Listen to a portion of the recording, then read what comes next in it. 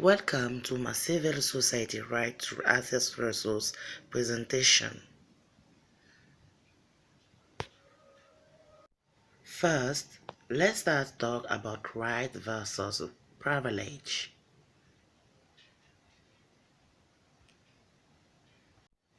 We need to make a comparison to seek for difference between right and privilege.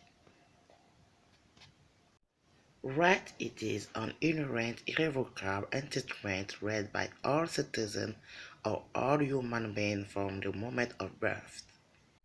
Privilege it is a certain entitlement to immunity granted by the state or another authority to a restricted group either by birth or on conditional basis.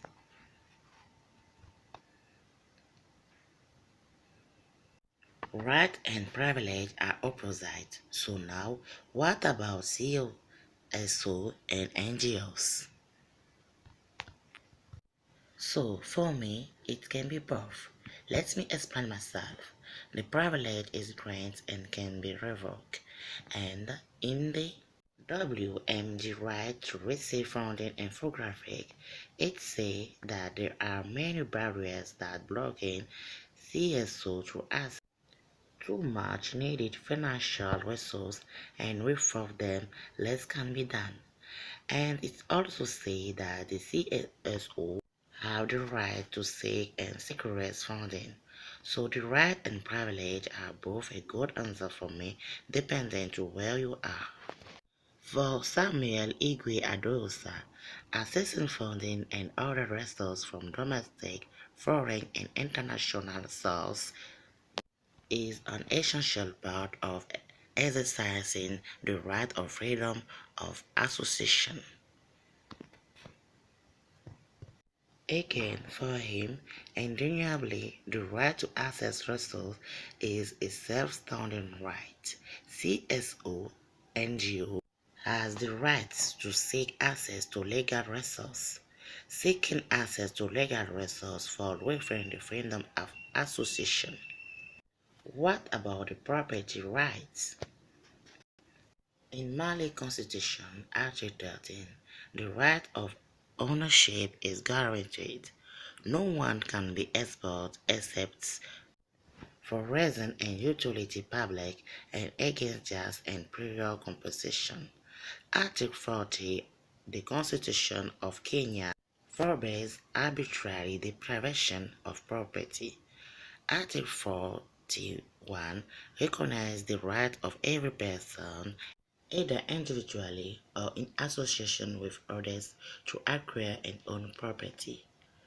Article 40, Section 2 forbids the enactment of any law by Parliament that permit arbitrary deprivation of property by the state or by any person.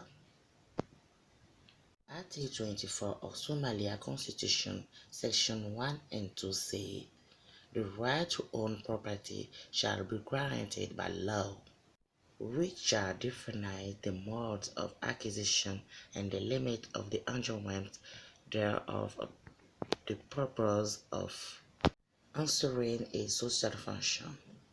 Property may be expropriated only for reasons of public interest and in the manner prescribed by law in exchange for equitable and timely compensation.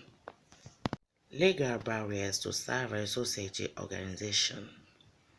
A distributed larger number of governments, principally but not exclusively authoritarian or hybrid regimes, are using legal and regulatory measures to undermine and constrain civil society.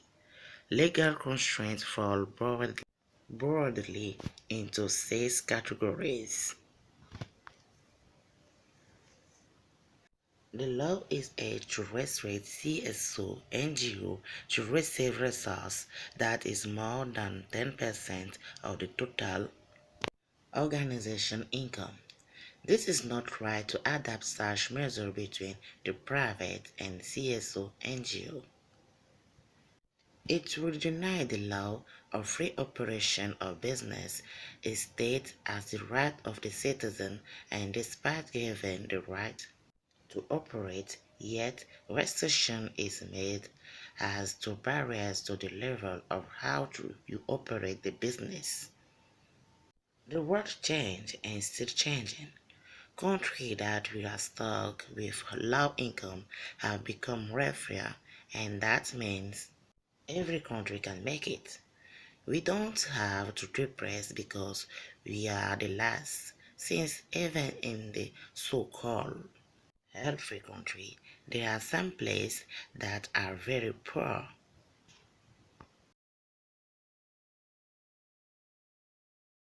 And in the research of answer, we don't have to hurry. Be aware of every possibility as to not create another big problem. And this unfortunately is the most problem with our country government solutions. Transparency. Transparency in an organization implies visibility into the function of the organization for its stakeholders. It should be noted that transparency does not mean opening up the intellectual property file or company classified documents. A company's action impact its stakeholders, employees, shareholders, customers, and suppliers. To be a successful and a trust organization, it is necessary to build the confidence of its stakeholders. This is the best achievement through institutionalized transparency in its policy. It is essential that an organization articulates and practices transparency through its well-defined processes. For Dash measure, to deep power is gained by sharing knowledge, not wording. We need everyone to achieve knowledge, and sometimes what we think we know isn't the best answer. We just need to seek for more information. Thank you to Abra, my poor English. Thanks to Scholargy, Said Abdi, Millicent O, Samuel Igwe, www.creedglobal.com, and to all of these rare Scholargy participants. This video has made with the concept of the understanding of civil society right to access resource online courses offered by Civic Space Institute and World Movement for Democracy. Thank you once again to have brought my poor English.